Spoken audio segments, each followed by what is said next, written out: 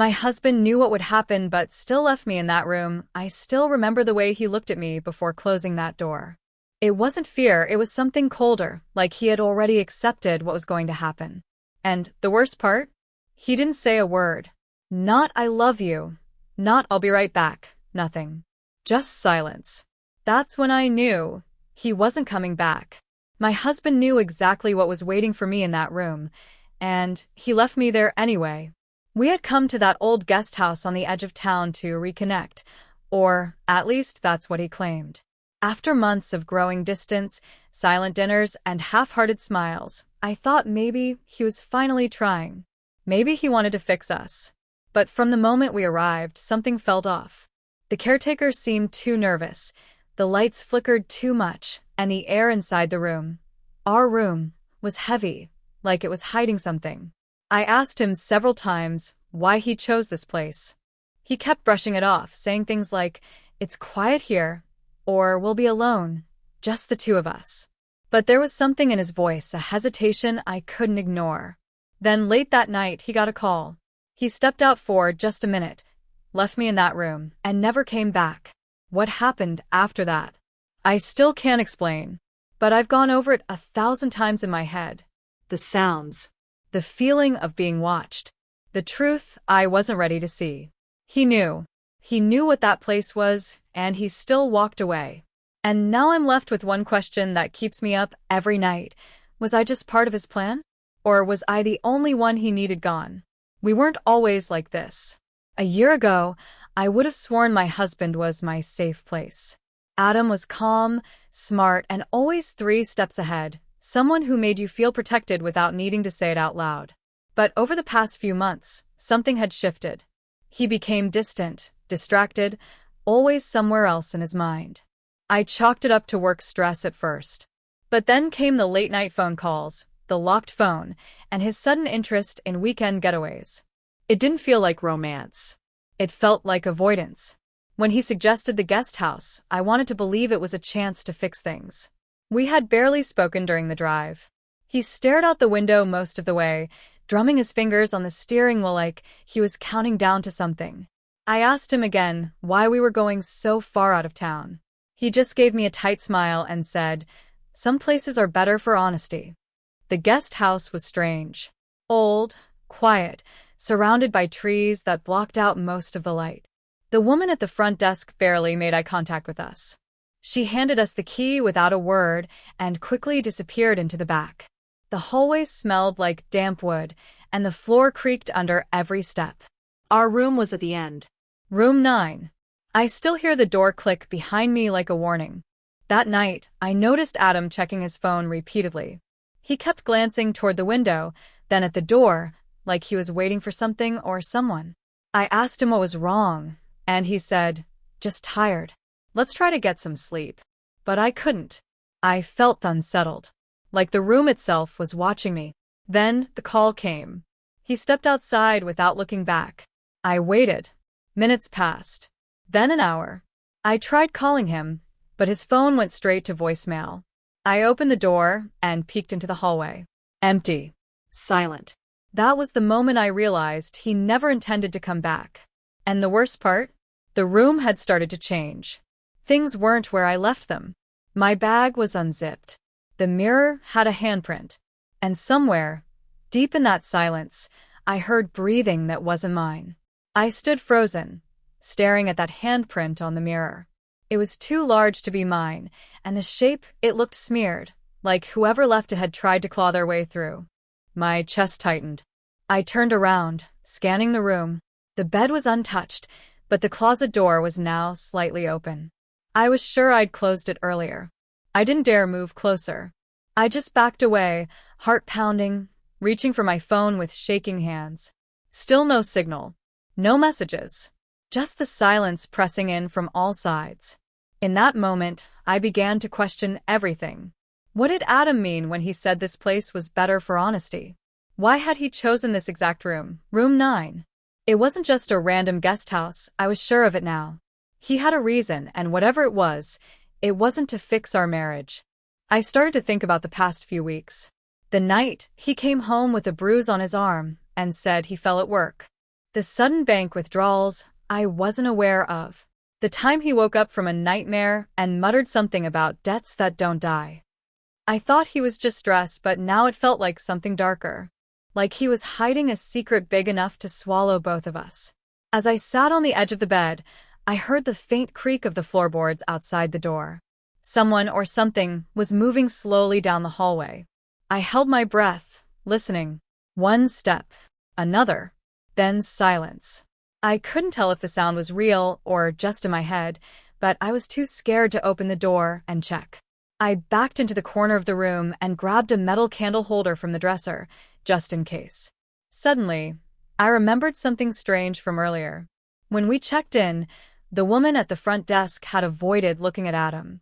But when she looked at me, she almost seemed apologetic. Like she knew something I didn't. Had Adam brought someone here before?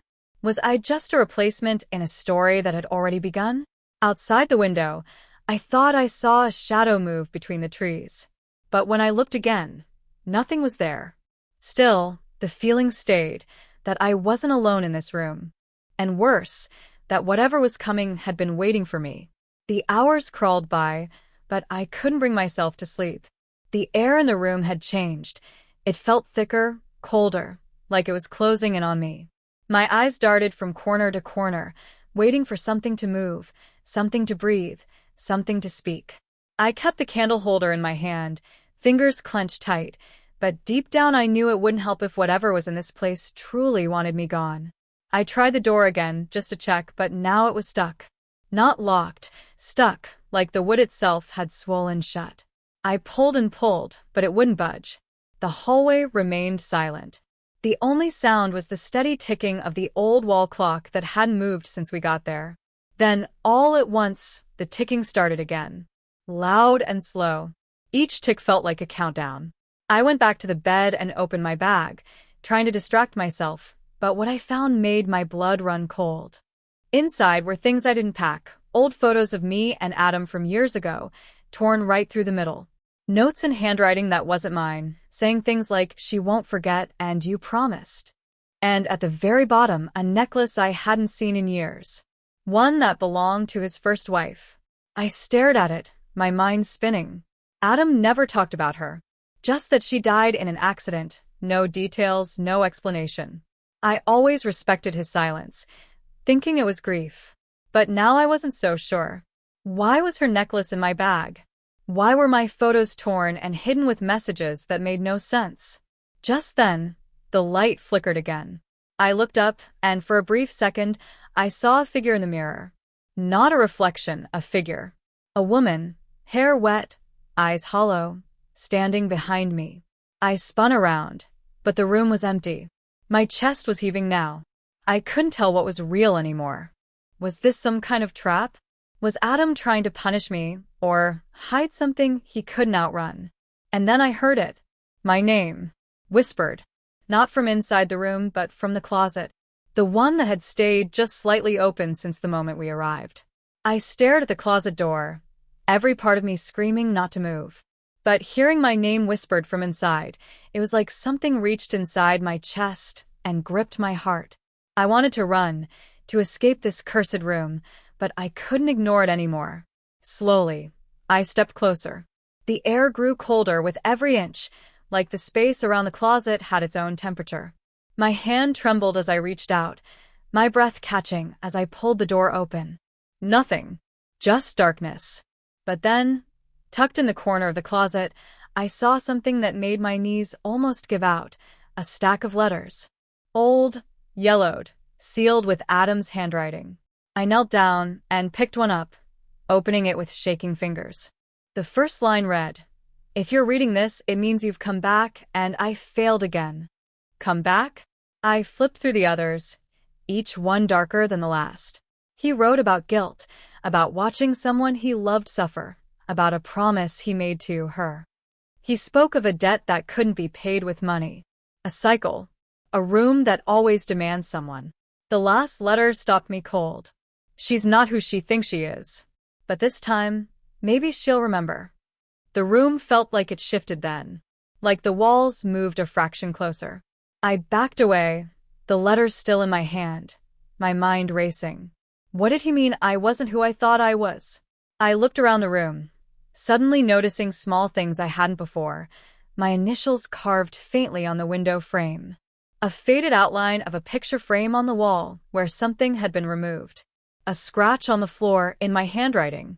How could any of that be here? That's when the memory hit me, sudden and sharp, like a flashbulb behind my eyes. I remembered being here. Not recently. Years ago. I remembered crying in this very room. I remembered Adam, younger, begging me to stay calm. But I couldn't make sense of it. Was it a dream? A memory I'd blocked out? Then another voice whispered my name. Not from the closet this time. From under the bed. I spun around, heart racing, and dropped to the floor, slowly lifting the hanging blanket. A pair of eyes looked back at me. But they weren't alive. They were painted. A porcelain doll, cracked, half its face missing, lay under the bed with a note pinned to its chest. You never left. I scrambled back, gasping, trying to understand. None of it made sense. Or maybe it did.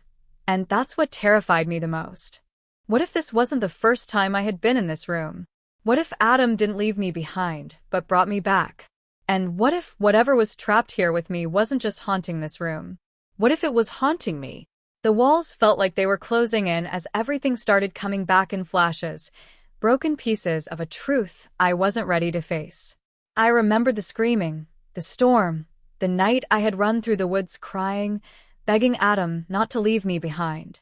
I remembered the sharp pain in my head, the cold floor, and his voice whispering, "I'm sorry. I thought this would set you free." But he hadn't meant freedom in the way I'd hoped. He meant forgetting. This room wasn't just haunted, it was a trap. A loop. A place where memories didn't die, they just hid. And Adam, he had brought me here not for closure, but because something in this place still held on to me. Maybe even part of me had never really left. That's what the letters were about. Each visit, each attempt to let me remember, and then forget again. But this time, the room didn't let me forget. It made me see. I grabbed the porcelain doll and yanked the note off its chest.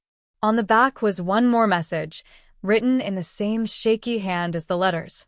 "She's waking up. You have to choose." I didn't know what that meant until I turned and saw her. She looked just like me. Same face, same clothes. But her eyes were hollow, her expression blank. She stepped forward, mirroring my every move, like a reflection that had crawled out of the mirror to take my place. And then it hit me, this room didn't want him. It didn't want her. It wanted me. Or more accurately, it wanted one version of me to stay and one to leave. In that moment, I remembered everything. His first wife wasn't someone else. It was me. Before the accident. Before he begged some strange force in this place to bring me back. And it had. But wrong. The lights flickered violently as the other me lunged forward, and I screamed, throwing the doll at the mirror. The glass shattered, and suddenly, the room went still. Silent. Empty. I stood alone. Or so I thought. Then I heard Adam's voice from behind me, calm and quiet. "You weren't supposed to break the mirror." And when I turned around, he wasn't alone. Standing there, facing Adam, I felt the weight of everything. Every broken memory, every quiet betrayal, every moment he could have told me the truth but didn't. Behind him stood the mirror's reflection, no longer a copy of me, but something more solid now, more real. She looked tired. Worn. Like she had been carrying a burden for years that no one else could see. Adam stepped forward slowly, hands up like he was afraid I might run. "I didn't know how else to help you," he said softly. "You weren't meant to remember. The room was supposed to erase the pain, not trap you in it." I looked past him, at the shattered glass, at the pieces of myself scattered across the floor, both literally and emotionally. "You knew what this place was," I said. "And you brought me back anyway." He nodded, shame heavy in his eyes. "I thought I could fix what happened. But it's not the room that was broken. It was me. I couldn't let you go." The reflection, my other self, stepped forward. But instead of reaching for me, she looked at Adam. And for the first time, I saw peace in her face. She whispered, "It's time." Then she turned toward the closet and walked into the dark, fading like smoke. The room warmed slightly. The air felt lighter. The clock ticked once, then stopped. I turned to Adam. "It's over, isn't it?" He nodded. "This time, yes." We left the room together, walking out into the morning light. I didn't look back. There was nothing left there for me. Just old shadows and choices that could no longer haunt me. As we drove away, I watched the trees blur past. I didn't know what the future held, or what would happen between Adam and me after everything. But I knew one thing for certain. I wasn't the same woman who walked into that room. I had faced something far worse than ghosts. I had faced the truth. The parts of myself I had buried. And I had come out the other side. Sometimes, healing doesn't come from forgetting. It comes from finally remembering.